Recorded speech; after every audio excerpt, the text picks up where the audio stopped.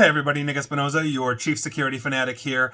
And it is Sunday, so we are doing breaches of the week. And we are doing one single breach this week. Now, unfortunately, I happen to be traveling this weekend, so I could not do my full kit on this. So if you've sent me a whole bunch of stuff, I will get to you probably in 2 weeks because I'm also traveling next Sunday. But let's dive in, and I want to start with my absolute preamble that I always start with when I'm talking about something that brushes up against politics. Cybersecurity is agnostic to politics, but we're not immune from it. I also personally do not care what your political beliefs are.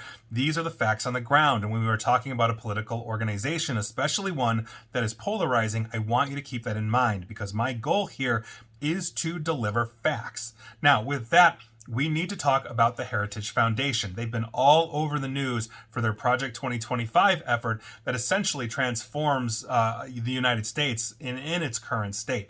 Now, I am not, again, adjudicating that. I don't care if you love the Project 2025 thing or hate it, but it's been all over the news, and it does fundamentally change a lot of things. So with that, let's dive into their data breach because self-described quote-unquote gay furry hackers, these guys are known as SiegeSec, and I've talked about them on breaches before. They said that they just released 2 gigabytes of stolen data this past Tuesday in response to the Heritage Foundation's Project 2025.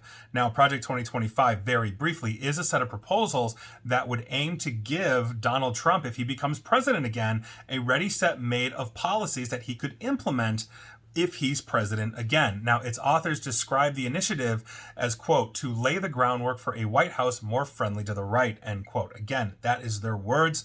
I'm not adjudicating that. That is what it is. Now, the data, basically, that was reviewed by various researchers and publications, includes Heritage Foundation blogs and material related to the Daily Signal. Now, the Daily Signal apparently is a right-wing media site that is affiliated with the right-wing Heritage Foundation. Now, the data was created between 2007 and November 2022. So obviously, we're talking almost 2 years, before what we are currently seeing the Heritage Foundation in the news for.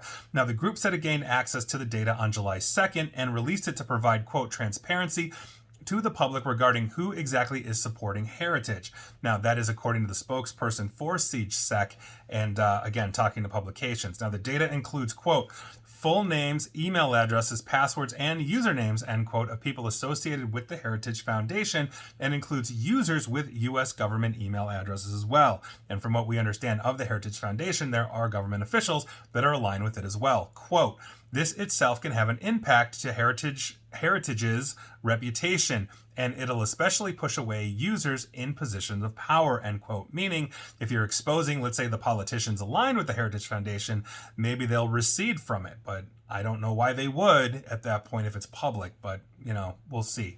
Now, a Heritage Foundation spokesperson talking to publications after the publication by SiegeSec said that the Heritage Foundation was not actually hacked. Instead, the spokesperson said, quote, an organized group stumbled upon a 2-year-old archive of the Daily Signal website that was available on a public-facing website owned by a contractor. The information contained was limited to usernames, names, email addresses, and incomplete password information of both Heritage and non-Heritage contributors, as well as article comments and the IP addresses of the commentator, end quote. Now, no Heritage systems, according to them, were breached at any time, and the story of a hack, quote, is a false narrative and an exaggeration by a group of criminal trolls trying to get attention, end quote. Now, SiegeSec also claims to be in possession of more than 200 gigabytes of additional, quote, mostly useless, end quote, data, which the group said they're not going to release. The attack was carried out, for the record, as part of SiegeSec's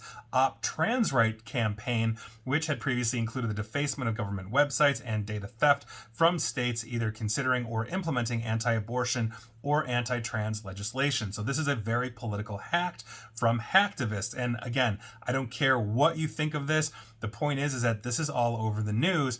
And when we are talking about a significant political organization that is attempting to create significant political change within a country, that is significant news. So political hacking has always been around, but it's here to stay. And my prediction is that as we get closer and closer to 2024, specifically November of 2024, I think we're going to see more of this. So we're going to see what happens, but here we are. So again, love them or hate them, the Heritage Foundation apparently was hacked, but they're saying they weren't, and I'll let you decide.